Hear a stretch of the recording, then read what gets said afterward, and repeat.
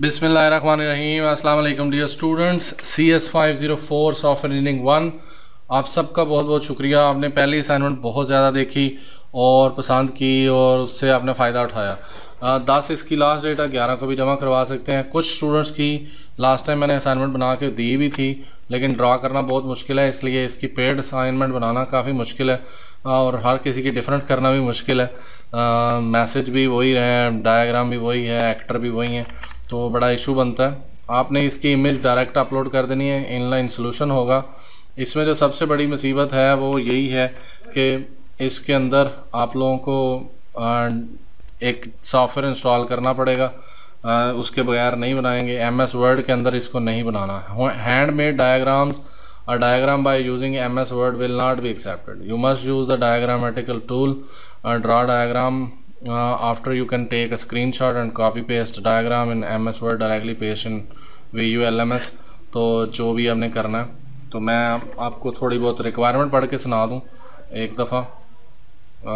मैं चाह रहा हूँ कि आप पहले अंडरस्टैंड कर लें कि ये सिस्टम क्या है, सीक्वेंस डायग्राम क्या होती है, UML डायग्राम है, ऑब्जेक्ट ओरिएंटेड। इसको आगे जाके फाइनल ईयर प्रोजेक्ट में भी यूज़ करना होता है, तो इट्स नियर टू, इसीलिए टीचर कह रहे हैं कि आप खुद बनाएं। ऑर्डरिंग सिस्टम है, ऑनलाइन ऑर्डरिंग। इसमें कस्टमर क्या करता है, अवेलेबल आइटम देखता है, जैसे दराज में हम देखते हैं, फिर हम जो हमें पसंद आ जाता है उसे हम प्लेस ऑर्डर करते हैं। बीच में और भी कुछ चीज़ें हैं।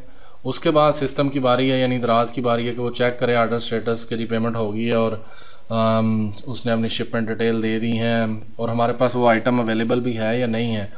तो असल काम यहाँ पे ये शुरू होता है कि स्टॉक जो है वो अवेलेबल है या नहीं है, तो वो स्टोर या डाटाबेस में चेक होगा इन्वेंट्री है या नहीं है। तो ना होने की सूरत में क्या करना है, होने की सूरत में क्या करना है, और अगर नहीं है तो रीस्टॉकिंग के लिए सप्लायर को मैसेज करें और कस्टमर को कहें भाई जी थोड़ा सा वेट करें, डिले करें। तो ये सारे मैसेज याद रखने हैं, ये लिखने होते हैं। Customer will receive the receipt issued by the system. अगर आइटम होता, अवेलेबल होता और स्टॉक में होता, तो वो हम कस्टमर को मैसेज करते कि जी ये लो आपकी रिसीट, आपका ऑर्डर प्लेस हो गया और काइंडली अपनी शिपमेंट डिटेल दे दें। तो शिपमेंट डिटेल वो देगा कि जी मुझे यहाँ पे भेज दें, वो ऑर्डर हम वहाँ पे भिजवा देंगे। System will process the order and send successfully order message the customer कि कस्टमर जी ऑर्डर प्लेस हो गया। अब हम आते हैं कि टूल कौन सा यूज़ करना है।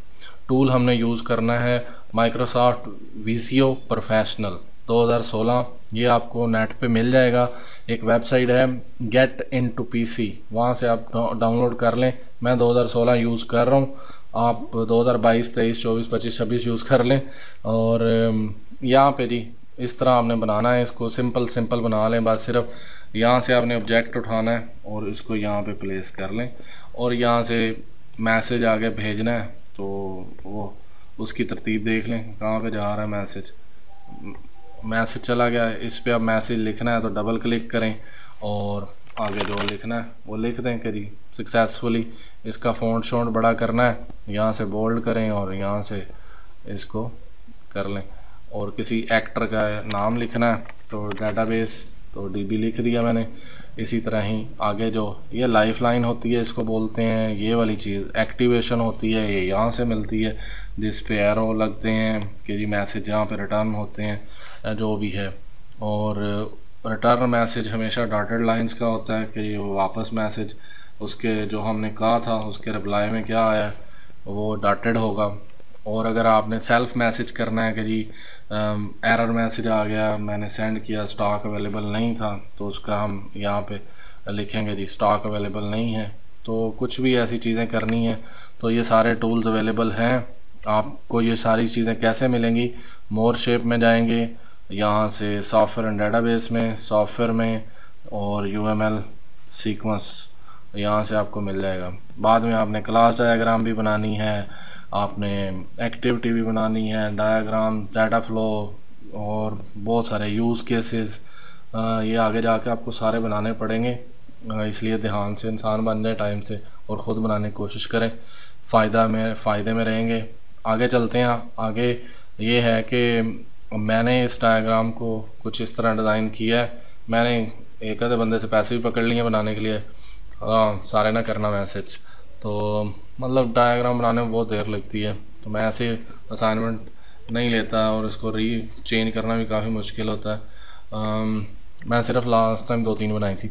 एनीवे सबसे पहला हमारा जो एक्टर है, जो ऑब्जेक्ट है, वो कस्टमर है। सिस्टम हमारी वेबसाइट है। ऑर्डर वेरीफाई करने के लिए एक मॉड्यूल है सिस्टम के अंदर कि जी ऑर्डर आया तो उसको वेरीफाई करें कि जी हाँ जी स्टेटस चेक करें कि स्टॉक अवेलेबल है या नहीं है, ऑर्डर कस्टमर की तरफ से प्लेस हुआ है, वो सारा कुछ लॉगिन वगैरह को देखना है, डाटा देखना है, शिपमेंट डिटेल, रसीद, तो वो उसने कहा था कि स्टोर या डेटाबेस में चेक अवेलेबिलिटी करें।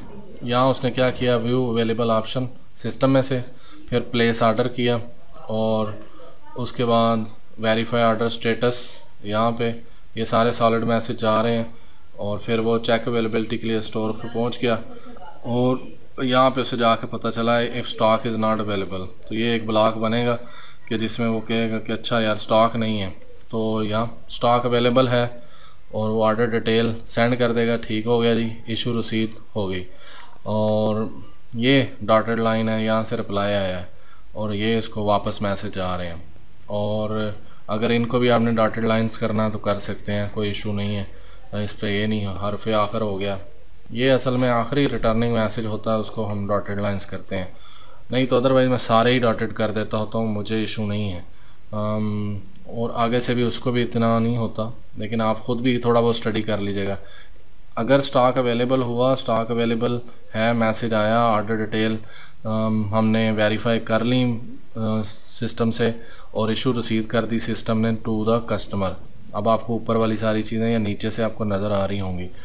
और उसके बाद जब इशू रसीद हुई तो उसने कहा जी ये मेरी शिपमेंट डिटेल है, ये सिस्टम को चली गई और यहाँ से सिस्टम ने उसे जवाब दिया सक्सेसफुल ऑर्डर का जी, मैसेज ऑर्डर प्लेस्ड। और अल्लाह का ना करे कि स्टॉक अवेलेबल नहीं था, if stock is not available, तो सिस्टम कहेगा जी stock is not available, reply वापस आ जाएगा, ऑर्डर वेरीफाई करो।